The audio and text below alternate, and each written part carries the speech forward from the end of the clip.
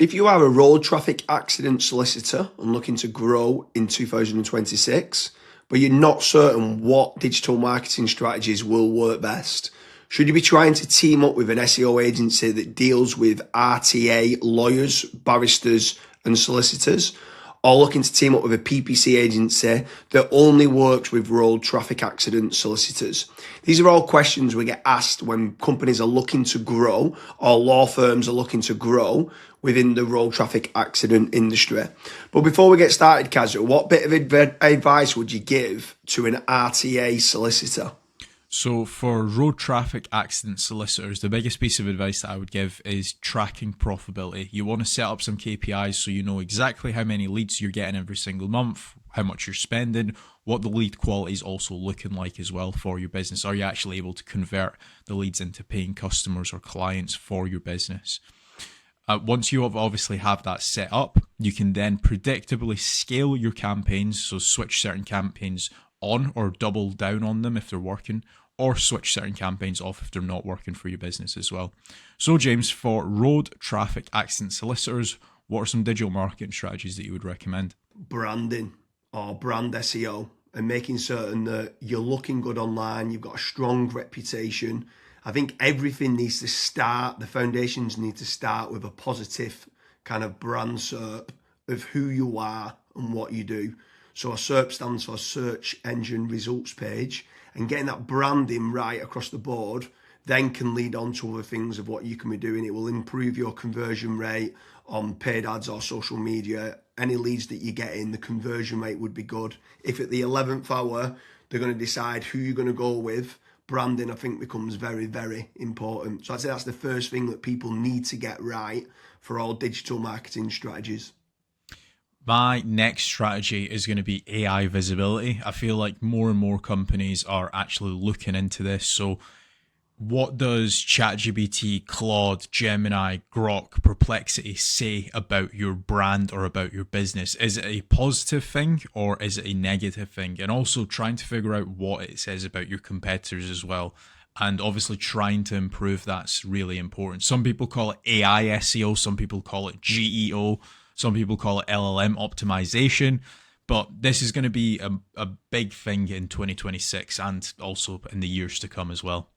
Yeah, I think that's a huge strategy that people need to be looking at with regards to artificial intelligence. More and more people are obviously using AI.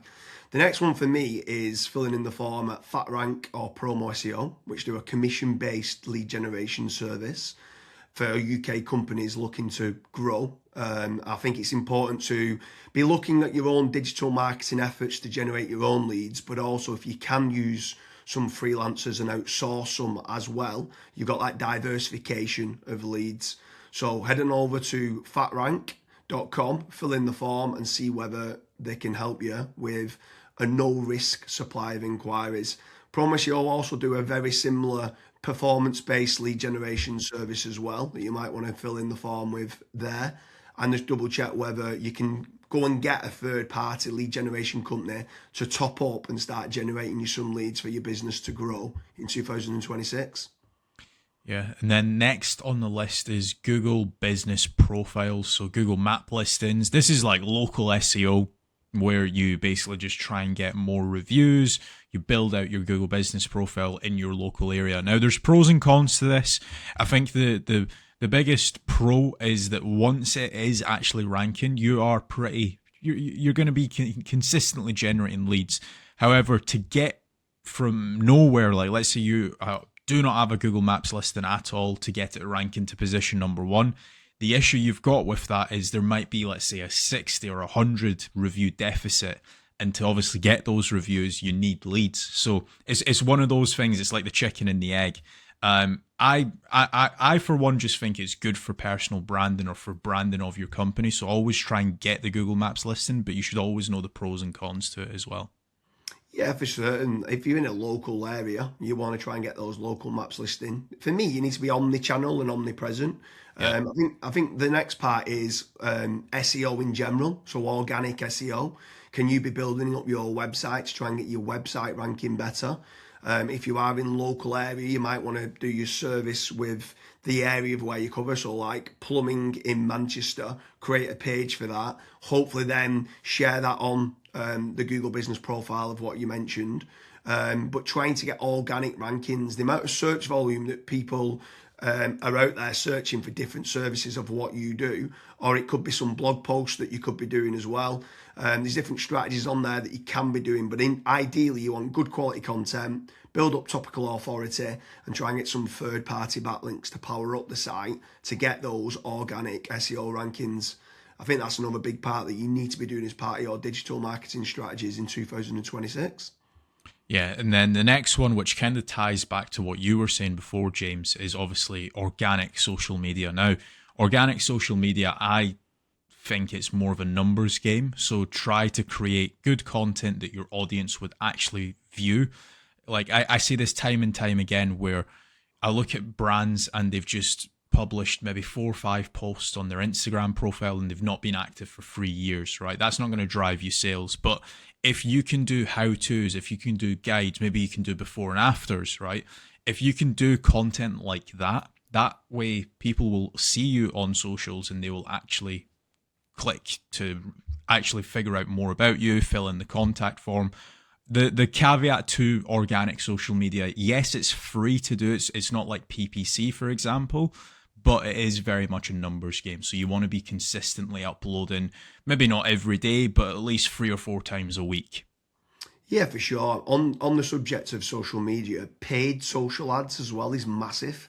I'm a massive advocate of the kind of the $1 a day strategy of what people talk about. So if you are going to be taking the time to be posting every day, like you mentioned there, for organic social media, just spending a few pounds on those posts and boosting it.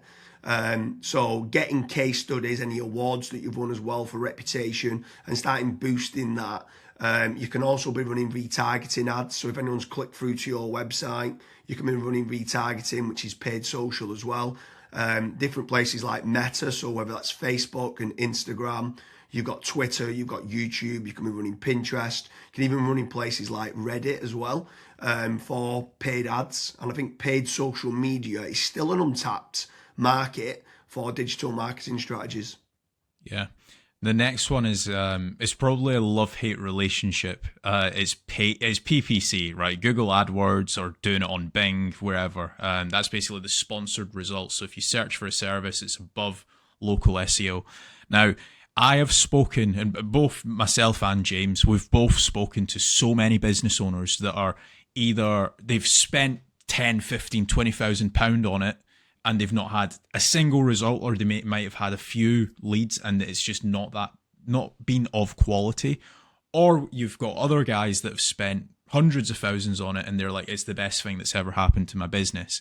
Now, the reason why people are either they absolutely love it or they absolutely hate it is probably down to how it's been set up. Like there's so many different nuances to PPC. Like for example, having a really proactive negative keyword list, making certain that you have a set of banned IPs. Like, for example, your competitors could be clicking on your ads, and that's deemed as what's called click fraud. Making certain that you've got a high converting landing page, making certain that you KPI your sales team.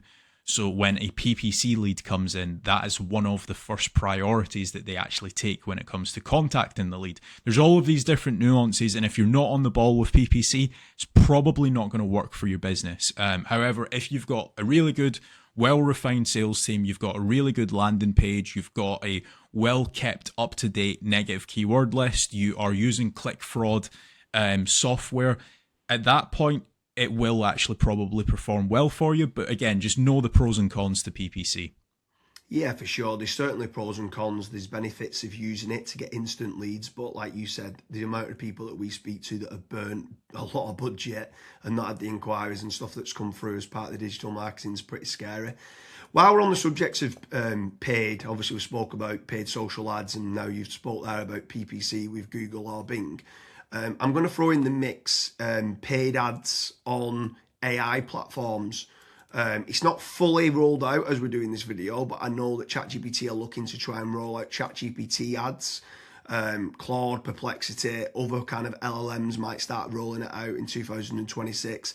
I think if you're one of the early adopters and innovators to get on there, I think you could be getting cheap leads or cheap contact form submissions. So it's something to look out for of doing paid AI listings and ads. I think that could be something to look out for in 2026. Next on the list, and this is a little bit out of control. You do obviously have like forums that you can get your brand mentioned in, like for example Reddit and Quora. That very much comes down to the after fact, like where are your customers that you've been dealing with previously? Are they actually raving and shouting about you? If they are, then that's a very good resource of getting other people recommending you. So if you can get that, again, it's a little bit out of your control, but asking for reviews, asking for them to recommend you to friends, to people, that can obviously generate you a decent amount of leads and inquiries as well.